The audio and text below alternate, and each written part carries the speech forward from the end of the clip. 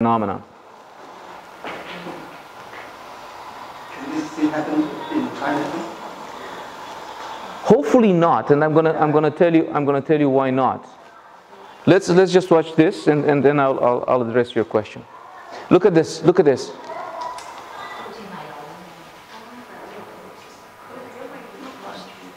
Look.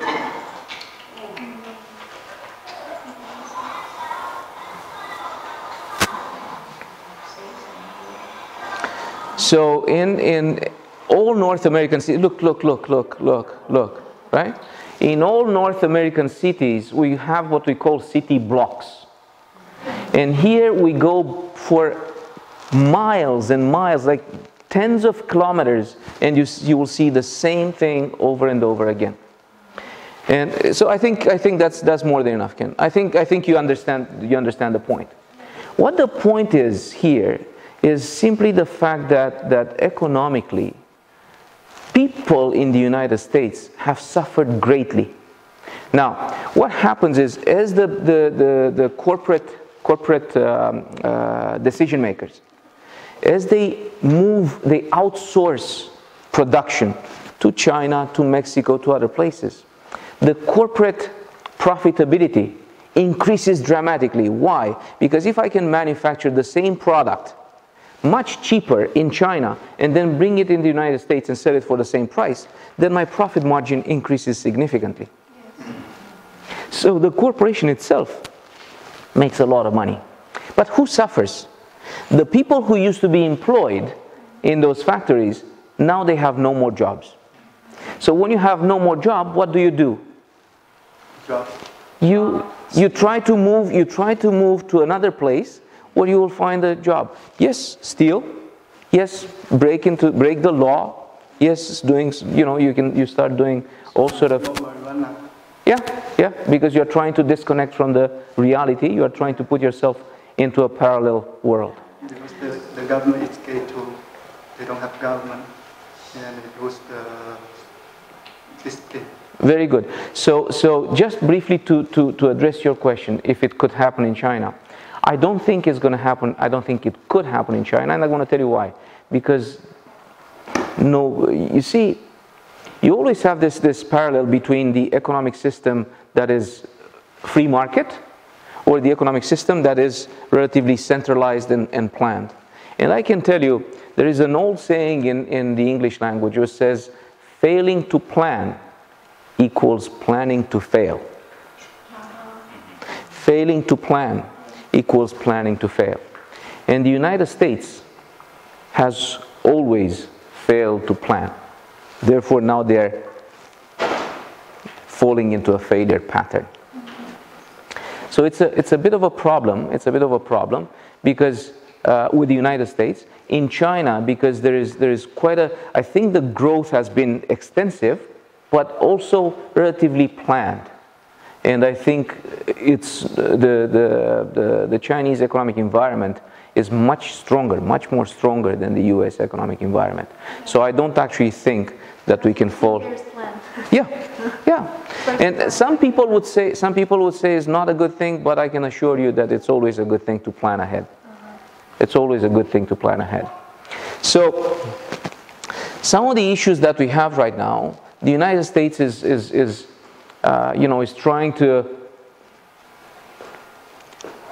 get back to China, in a sense. You've noticed some U.S. sanctions, but the United States now is becoming a little bit of a, I would call it, it's going to be the United States against the rest of the world. It's not just the United States versus China, it's the United States versus the rest of the world. And right now the U.S. is against Russia, the U.S. is against Iran, it's against China, the U.S. is against the rest of the world. And in a sense, I think in the Mandarin language, the word crisis is spelled by two words. One is risk and the other one is opportunity. Yes. Am I correct? Yes. So any crisis has two sides. Any crisis represents both a risk as well as an opportunity.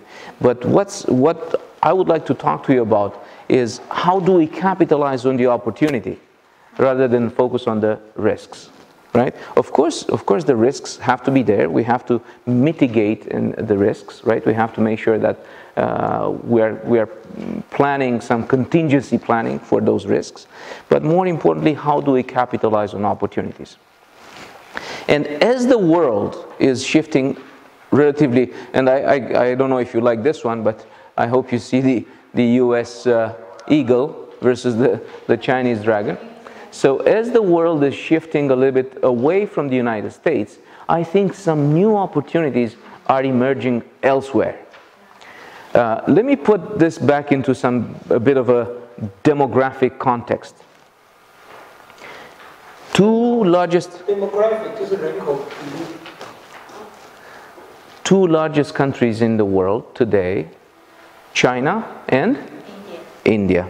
The largest countries in the world by population.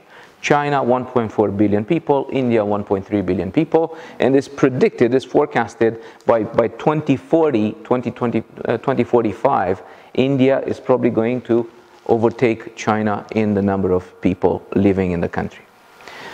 India is a rapidly emerging, and I know usually the relationship between China and India is depicted as the dragon versus the elephant. But on purpose, I put here the tiger, which is also a depiction of India, because the tiger is more agile. You know, the elephant is kind of agile, yeah? So the tiger is more agile. And I strongly believe that there is a lot of good potential relationships in between China and India. India has an emerging population, an emerging middle class with quite a bit of revenue and income to spare.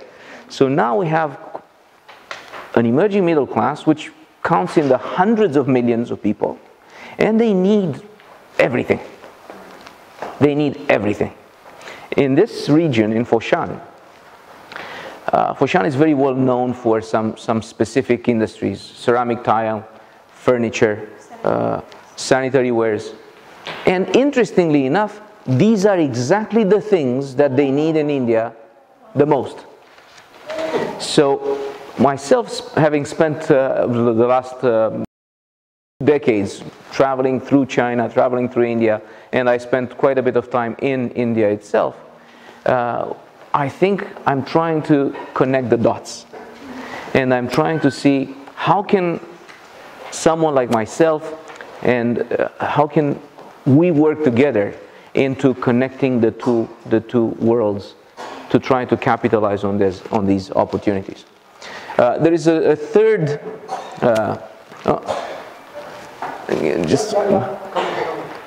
there is a third player in this. There is a third player in this big picture, which is Russia.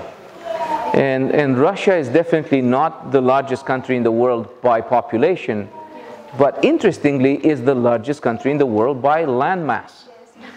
So also in Russia there is a lot of opportunities for China. So we have the possibility of now connecting not just China and India, but also China and Russia. But my expertise is India, so I'm going to be talking primarily about India. Interestingly, when I was a kid, just about 5 years ago. 5 years ago.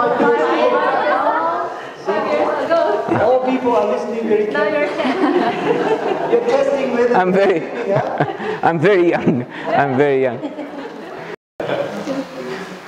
Don't worry, they are listening very carefully. When I was a kid in the 70s, and when most of you were not born, I actually, just as a child, I predicted that China and Russia will eventually come together simply because of the one fact, because of the fact that they have a mutual enemy. Yes, the US.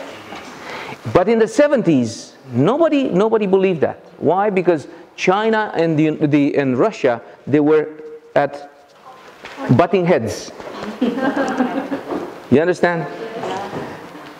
The Chinese didn't like the Russians didn't like the Chinese. Both communist systems, but they didn't like each other.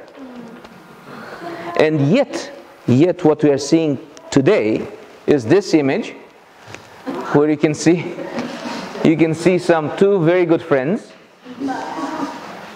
No more butting heads, but becoming actually rather strategic partners. Becoming strategic partners. So this is I think it represents an opportunity. And today I'm bringing this picture in simply because I want to tell you this. Today, China and India are also a little bit butting heads.